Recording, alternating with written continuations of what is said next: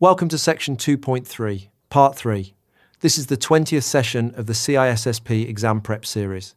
This part finishes social engineering with physical entry tricks and large-scale information attacks. In this session, we'll cover the last wave of social engineering tactics. We'll answer several questions.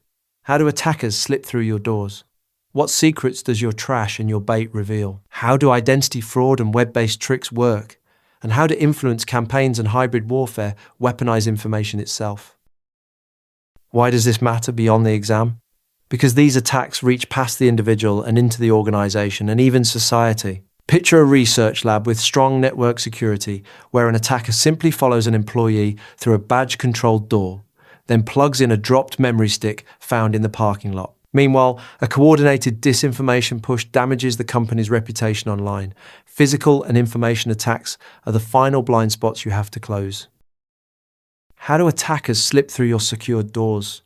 Through tailgating and piggybacking. Tailgating happens when an intruder follows an authorized person through a door without their knowledge, catching it before it locks. Piggybacking is similar, but the intruder tricks the victim into consenting, often by posing as someone with full hands who needs the door held. Picture a stranger juggling boxes who asks you to hold the door as a courtesy. The fix is behavioral and physical. Ensure doors close and lock behind you, and back that up with access control vestibules, cameras, and guards. Never extend the courtesy of an open door at a secure entrance, even to a familiar face. What secrets does bait and trash reveal? More than you would expect. Baiting drops tempting items like memory sticks or disks where a worker will find them, hoping curiosity leads them to plug it into a work computer and trigger malware. Dumpster diving digs through discarded papers, equipment, and media for anything useful, from meeting notes to old reports, all fuel for a convincing pretext. Picture an attacker leaving a labeled memory stick in a break room, or sifting a recycling bin for printed org charts. Defend both by shredding or incinerating documents, never trashing storage media, and teaching staff to distrust found devices. How do identity theft and identity fraud actually work?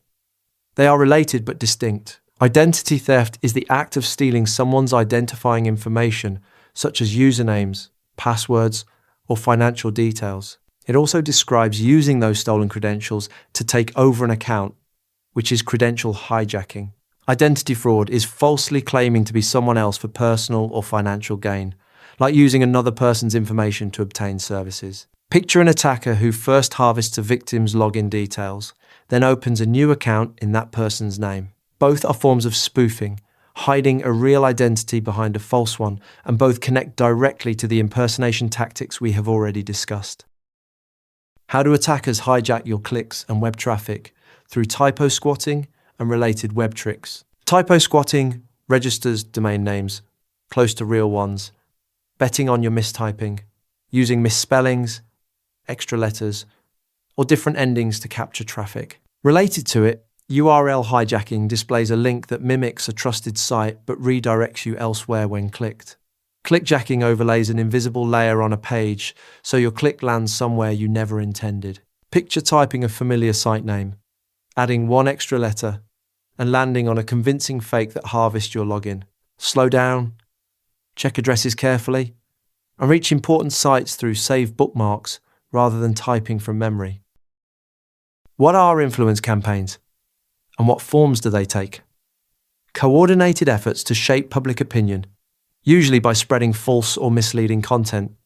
They rely on several tactics. Disinformation is falsehood spread deliberately to manipulate. Misinformation is inaccurate content shared without malicious intent. Propaganda pushes biased ideas to promote a cause. There is also fabricated fake news dressed as real journalism, and doxing, which publishes someone's private information to harass or shame them. Picture a flood of coordinated posts designed to turn public sentiment against an organization or a group. In the digital age, these campaigns spread instantly and cheaply, and some of the people running them are domestic, not foreign. What is hybrid warfare, and why should you care? It is the blending of traditional conflict with digital and psychological attacks. Nations no longer rely only on physical weapons. They combine military strategy with social engineering, influence campaigns, psychological pressure, and cyber operations. Because of this, the harm reaches everyone, not just soldiers. It can damage reputation, finances, digital infrastructure, and relationships. Social media has become a favoured weapon, used by state actors to wage influence campaigns at scale. Picture a conflict fought as much through manipulated online narratives as through any physical action. The practical takeaway is skepticism. Do not assume anything you see online is accurate, valid, or complete, even when it comes from people you trust. How does social media magnify the insider risk? By turning everyday posting into a leak channel. Beyond being a vector for influence campaigns, social media lets workers accidentally or deliberately expose confidential, proprietary, or personal information. A careless message or a shared document can leak sensitive data to outsiders in seconds. It also drains productivity when it pulls attention away from work. Picture an employee venting about an unreleased product in a public thread.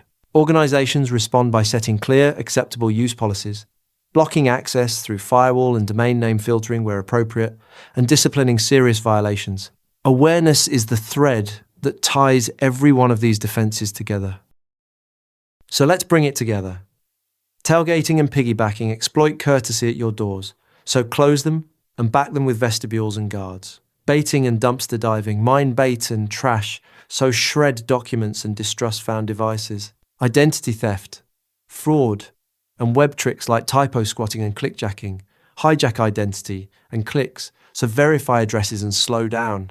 And influence campaigns, hybrid warfare, and social media weaponize information, so stay skeptical and govern what your people share.